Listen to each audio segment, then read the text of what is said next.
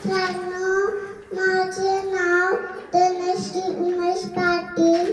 माझ्या शाळेचं नाव मधुरा अंगण प्री प्रायव्हेट स्कूल आहे. मी मधुरा अंगण मध्ये मोठ्या गटात शिकत आहे. आपण सर्वजण इथे टाकाऊपासून टिकाऊ वस्तू प्रदर्शन पाहण्यासाठी आलात त्याबद्दल धन्यवाद.